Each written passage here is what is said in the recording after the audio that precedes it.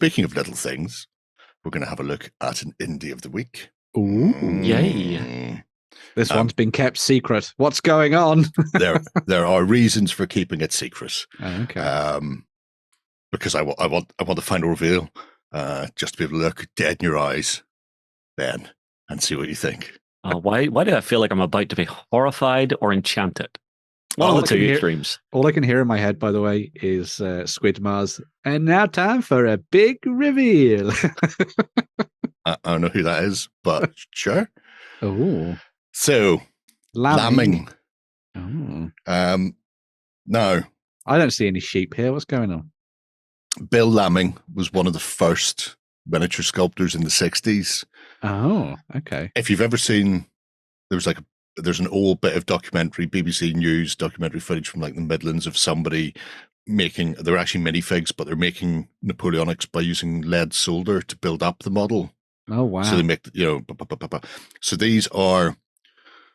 this range has been taken on. Bill has passed a while ago, unfortunately. This range was taken on by somebody else. So 2 caveats. There are 2 scales here. There's some 20mm stuff, which is obviously spot on for anybody doing 1/72 style miniatures. So if you're playing World War II or Ancients, whatever, there's some 20mm stuff, which is great. A lot of it is 25, because that was the style before scale creep became a thing and people started aggressively expanding. So regulating.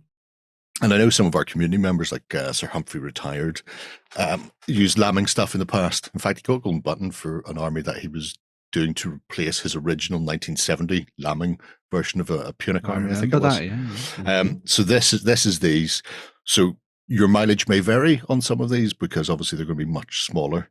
But the range themselves are quite delightfully cute. As you can see there, you've got little Egyptians and Greek and Persians and all sorts of things, but in a smaller, more compact and bijou styly way. But if you want to do sort of DBX style games where you're maybe just multi-basing 5 or 6 miniatures per stand for getting into Ancients, then it's not going to be the worst in the world if you're making up a couple of forces for yourself. But obviously there are a lot of people who started with Lamming and went on for a while with it. So this range also contains a few additional ones under the Lamming Plus, which is modern sculpts that have been sculpted to match the same size.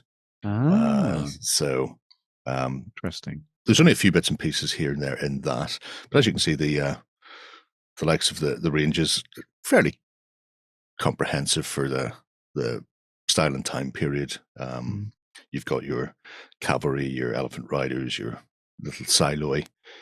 A pound a man's not too bad. Pound a man's not bad. Yeah. Pound of pop's good. Yeah, you may find that some things come with separate bits and pieces, like you can get cast weapons for some of the World War II stuff. The weapons and heads are sometimes separate, so you can combine your own. But they're a nice, substantial sort of range of things. Here we have the medieval for your Cressy 100 Years' War. You two can have the Black Prince running around the place with his crown on his head and everything. Look at him go. God bless him. Say, I think this works very nicely for those people doing that kind of multi-basing, smaller scale stuff. Pick up a whole bunch of these and just quickly get units, regiments, etc. together. Yeah, very nice. So, like I say, it may be that this will not be to everyone's taste, and I imagine that some of the people who know already about it or have it will know that this exists anyway. But I mean, look at 25mm stuff. There's a little corner of wargaming history that I didn't know existed. So this is very cool. It's a double sort of. I'm wondering how. I mean, because they're 25 to eye level. So why has he lost a shoe? Because that's just how things go sometimes. That's a bad. That miniature's having a bad day. Yeah, in the back and forth of battle. It may be that he's got some sort of fancy sock on. Yes. You can never tell with the Landsknecht and their fancy clothing. But yeah, the 25s are really nice, but problematic if you're trying to blend them in with a modern range. So this will be a pretty much your one-stop shop, one and done. Boom. do it and then move on with your life. But I do like the fact that somebody went, I started with this, met the man, loved him, want to continue his work. Now that he's gone, it's very kind of classic toy soldier look. 100%. Yeah. Well, I mean, this is probably the toy soldiers came first. Obviously, the Britons and the big square or / rectangular bases with the texture on them just scream. I've painted so many of those in my life. So obviously, when somebody started a Wargame, and they're just recreating those style of miniatures, but in a smaller scale. Yeah. But lovely. So that's your 25s. After that, though, I skipped Leonsley. I think Napoleonics are also 25. Yeah. World War II. Hey. So these are 20. So these more comparable with the likes of your 172nd, your Airfix kits, that sort of thing. So if you want to pick up some additional bits and pieces for either special weapons or commands or whatever it happens to be, then you too can do that. And this is how I got into World War II Wargaming. It was a mix of metals for the specialists and plastics for the bog standard rank and file. Nice. See, I'm quite enjoying the fact that he leaves the faces so undetailed. Yes, it's a human face, but it's not a people. Well, it's partly that and partly because of the method of sculpting he was using, or I say sculpting, building, layering, original 3D printing. It had to be, and then I suppose there was some carving afterwards because it was lead solder after all, so it's lovely and pliable and soft. Num. No, I'm loving the aesthetic of that sort of almost faceless soldiery. Well, it's very as Ben said, it's very much more the toy soldier-esque kind of thing, where it's a simplified detail because of the methods used at the time. Paint them all in big bright enamels. Just blind people with the shininess. So, I used to have a collection of Britons, both military and the farming stuff, so I know exactly what you mean. There's some of our open-handed people. So there's a range of weapons and stuff where you can select those separately and whang them on in there. So that's your British, and they're half the price. You lose 5mm, you lose 50p. Yeah, they're pennies a piece. Yeah, that's it. Well, you don't be splashing money up the wall whenever you're just looking to build a force for the table. Because that would be insanity. Americans style, no images for those, but you get the idea. Little tiny men. They do little tiny men things. Now, if I creep to Lamming Plus, so there are some that have been sculpted to either give extra range to the range, so a few more different spearmen or additional cavalrymen, that sort of thing. Again, these are the 25s, and all delightful in every way, shape, or form. Yep. But the idea is that these have been sculpted rather than crafted in the old style of, you know what I mean? Yeah, so you'll see a bit more detail on them. I go to you, sir. But still in the same aesthetic and feel as the old ones. Yeah. And sizing, the most important thing of all. All of a sudden you won't get somebody twice the height like a Goliath, striding like a Colossus out between the streets. Everyone in Wargaming must be the same height. Yes. If there was a Toy Story for Wargaming miniatures, it would be entertaining. Little Viking berserkers. Hello, little Viking berserker. Hello. Lovely gruff fellows. They are. They're delightful. Feudal medieval, they're all great. Naval, though. Ooh. No. Oh my. He's doing little boats, little medieval coglets. And well, those are precious. Aren't they, though? Mm-hmm. Oh, those are great. I love them. Now, there's a few naval games kicking around at the moment. Yeah. That these could be press ganged into quite happily. Do you want to do a micro version of Oak and Iron? Yeah. I like. Well, you need to remove all the cannonry or change it to something worse. Mm-hmm. I like the idea of using these for something campaign based as well. So use them for moving around maps and things. Yeah. To show the like if you're going on a crusade. Yes. Take your cogs.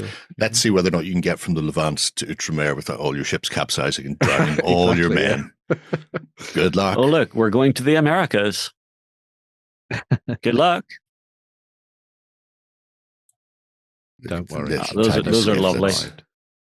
Those are lovely.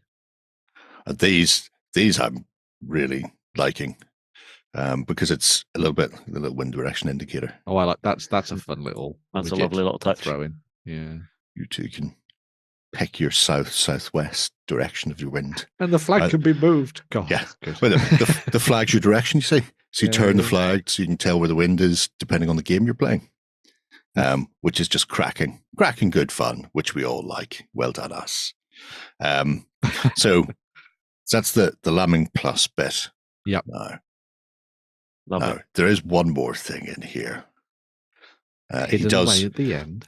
He does Field of Battle miniatures, which contains, as you can see, some French.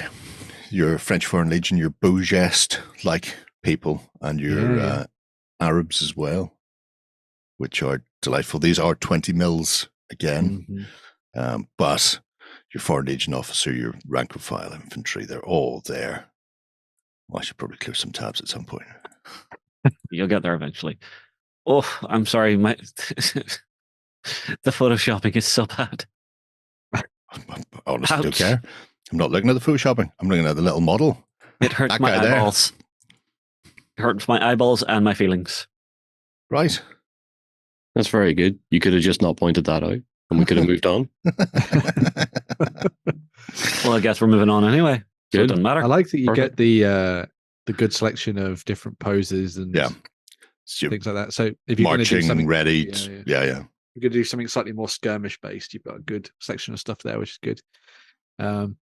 I think the French Foreign Legion, I mean, obviously we saw, was it 1898 Miniatures doing some stuff for this? Just don't tend to see it Wargame that often, but there's some really nice miniatures out there, as you can see. So, yeah. Probably something that maybe people could visit or revisit, perhaps. Yeah.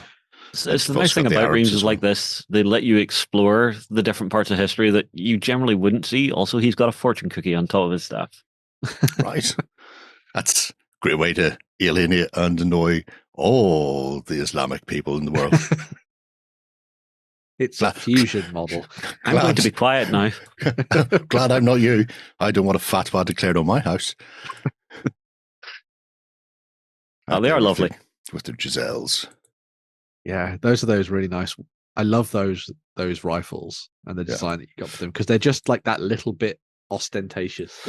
Oh, there's nothing a little bit about it. It's like you get one and then they were all then upgraded with intricate flowing decoration. Yeah. I mean, it's going to become an heirloom. You may as well start now, upgrading and all. So it's good that you got the both sides effectively as well. Oh god, yeah. It's like I said, it's 20 mil, a one-stop shop.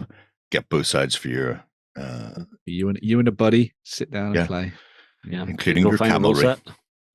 Go camelry, go. So that's fieldy battles. Kill them all, please. Thank you. Any more for any more? Oh yeah. There's more. What? Huh? There is. I need to shift us because otherwise it all gets in my way. So he did have a range of tiny little furry things. Right. Yeah, I knew. I thought you'd like that. So if we go Musketeer Fantasy. Oh no. Yes, Ben. The Musketeers. Yes. Now these are metal. Well, those are adorable. Right. However, this is the old range. It's being replaced. Ooh, I like that. So if I go To here, Lumiere. Oh my god! this is the new range. Currently, 3D prints. I imagine the fact he's put currently means they may become a metal range at some point. Metals or something. Yeah. Yeah. Oh, but as you can see, there's so many. It's a little bit Narnia. It's not Narnia. It's very Redguard or Redwall. Yeah. Redwall. Oh, well, he calls his version Redguard. So right. Yeah. Which is why it stuck in my head. You've got your Musketeers doing all Musketeer bits. But they're pretty cheap as well, which is good. I like that. Is it all Mises? Oh no! Oh god, there's more. There's I've got guns. Actual Musketeers with muskets. If I go up away from the mouse, we must protect the king. You've got a couple of Catguard for when you need the heavy hitters to come in. And where's Antonio Banderas when you need him? And bladder people. So Catguard go. Oh, that's amazing. Exquisite Catguard go. Stabby. Yeah. Very flamboyant. Cat assassins. When they arrive, it's a catastrophe. See what you did there. Stabbery. Those are nice. Aren't they, though? Aren't they? I didn't think that I needed more alternative models for Mice and Mystics, but apparently I do. So, oh, man. Oh, there was another so bad. Thing there was the Redguard. The Redguard. The Redguard are all... Oh, dastardly rats. Filthy rats. God damn those rats. Dab the ball to hell. I'm loving the helmet design on this. Yeah. It's a nice sort of adaptation for their rattiness. Very cool. Little rat officer. Is there a what's his name? The bad guy. It's been so very, very long that I couldn't tell you. You know who I mean, though? Yeah. He was. God damn it! It's really annoying me that I've forgotten his name. But never mind. And Cardinal Riche. Cardinal Riche. I haven't seen him yet. There are there are some heroes in the guard at the moment. You've got your more feral scourge, your peasants. The peasants are revolting. Right out there. Do. That's really awesome. I really like those. They're very well done. They're very Saturday morning cartoon as well, which is yes. Good. Yeah. Need to have a fun intro soundtrack to your game. Some fun. But it's got to be like very late 80s, early 90s sort of cartoon intro music. So it's either a rock ballad or some kind of techno thing that doesn't suit, but or like trumpety. Is used anyway. Synth trumpets. Synth trumpets. There we go. John's nailed it. Tick all the boxes. So yes. That's awesome. Love that. Saving the best till last. Wonderful. Well, like I said, the mileage may vary on the metals for people. The ranges are, extensive, but they are quite old. So vintage sculpts, if you're not already collecting them, you may not have much use for some of the 25mm stuff. 20mm, a bit more room there for maneuver because there's a lot of companies still doing 20mm stuff out there. And then, of course, the mice. Mice. So, thought that little lambs coming up to spring. A good return to the Indie of the Week with the proper person to host it. With the professional. With the professional. What was it last week, Birds and Badgers? It was Mon Miniatures last week. We revisited them. I might come back to Birds and Badgers next week. Something might be happening. Who knows? Who knows? Something definitely is happening. It's all of us. You know we're going back to our favourites eventually. Because we don't have one next week. But you've already called it. So the week after, be back to me. Oh, Birds and Badgers missed your chance. Ben, you missed your turn. I'll talk about it on XLBS then. No, you won't. Right. Can't escape. Okay, it's time for some news.